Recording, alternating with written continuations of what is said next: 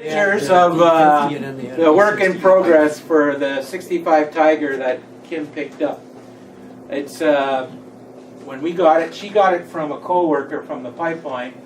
The last time it was ridden was in '89. That was the last time it was registered in Ontario, and we got it in 2000 in the year 2000.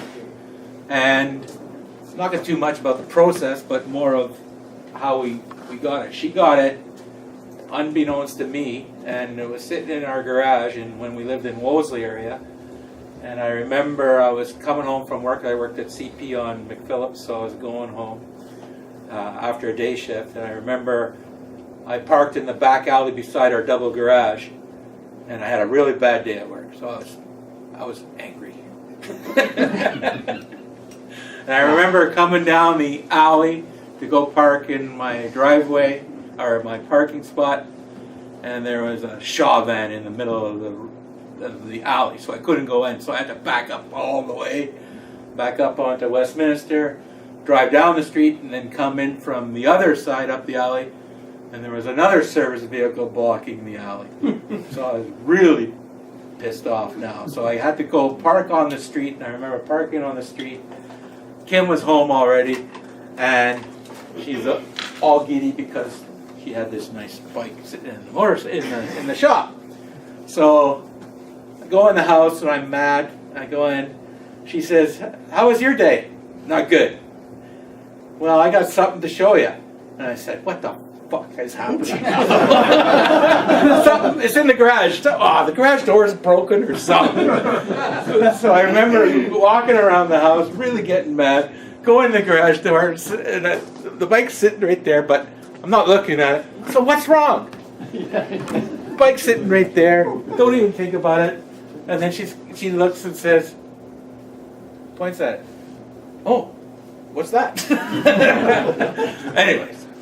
I was quite surprised that she picked this up from her coworker.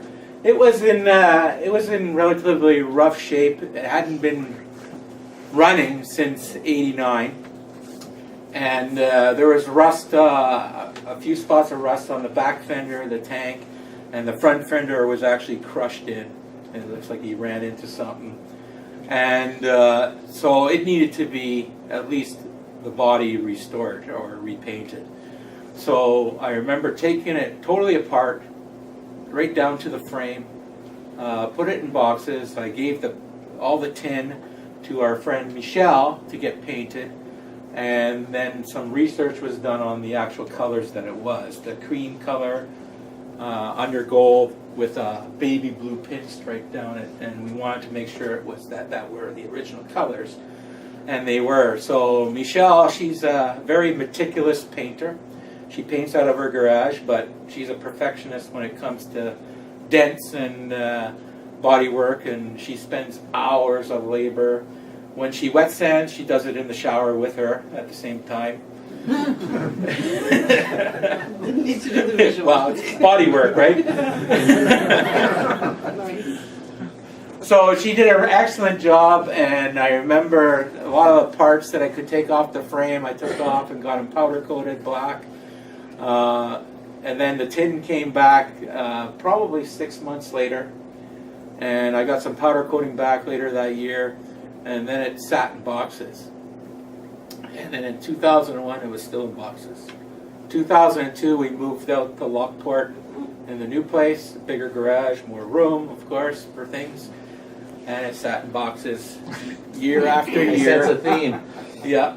For many years, and I think it was a total of 9 years it was in boxes, and under the threat of my wife saying, "It's going to John Thompson's to be put together, and you're paying for it." But I just said, okay, no.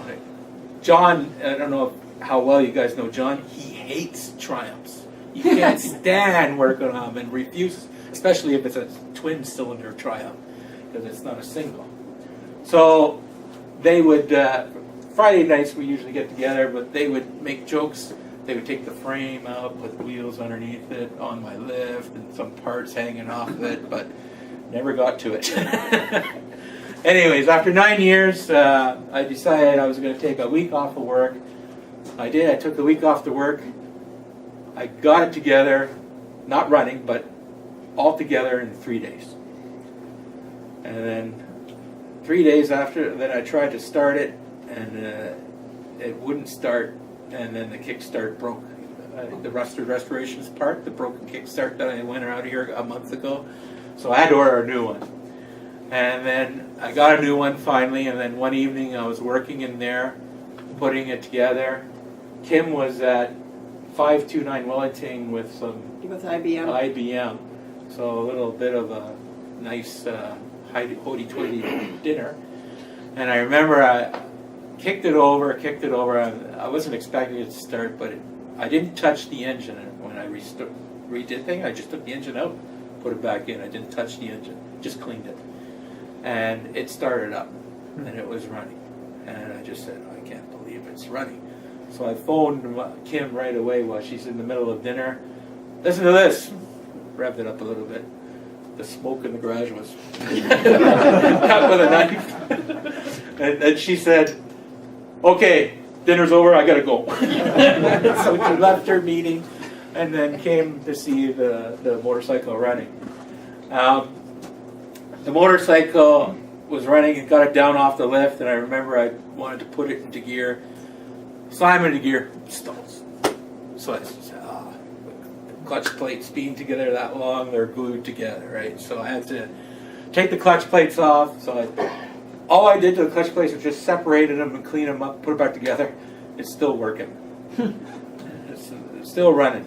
A couple of things that we did to it on the way to the state that it was in today. This was an American model of Triumph, and it came with high-rise bars, and it came with 18-inch wheels. And of course, David, sorry, I just woke him up. David donated some parts for us. He donated the proper handlebars and a seat cover that he had in his stock. So thank you, David. That was good. And then we ordered 19-inch rims and tires and spokes for it, and we relaced it, and Kimmy balanced the wheels. She's very good at balancing wheels. She's done a few bikes now balancing the wheels with new laces. I don't know, the BSA round tank that you've seen in John Thompson's shop? Kimmy did that too, the wheels on that. And that was hard because it also had that third ring for the brake on the back. So, you know, she's pretty good at lacing and balancing wheels. So that's good.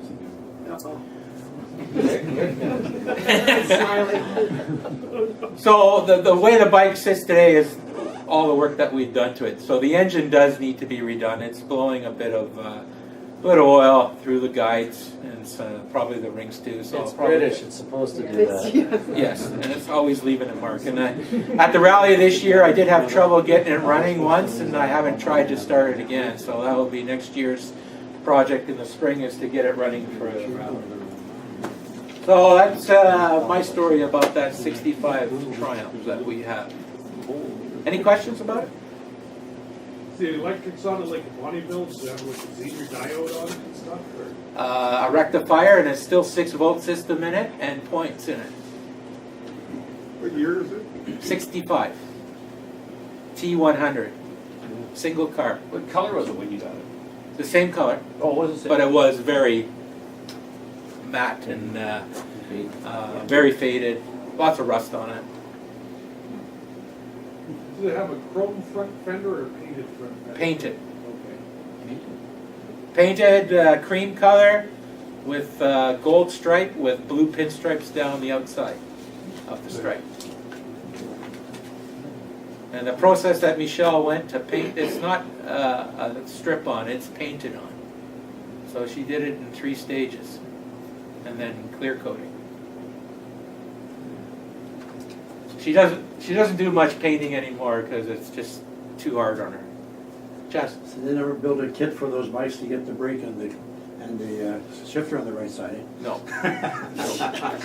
It's always a like a learning process when Oh, you first boy. get on it and start to break. Oh, I downshifted. The right side is the wrong side anyway. Yeah. I have just one question. How do you know that she wet sanded it in the shower? She told us. She's my best friend.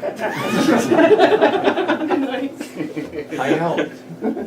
She's, I don't know if I've heard, she was at one of the rallies with her purple broom, we call it, her Sportster that was all decked up. The loudest bike out there, bleeding ears. That one. Yeah, she won the slow speed that year on her Sportster. That's Michelle. She has that bike. She has a Street Glide. I think it's a 2012 Street Glide. She has a TW 200, and in my garage right now, 84 Suzuki Intruder 750 that I can't get running right now. Help, what? I mean, it may need help. Just can't get those carbs synced. It's kind of hard with a fuel pump on this thing. Any other questions? Very good. Okay, thank you. Yeah.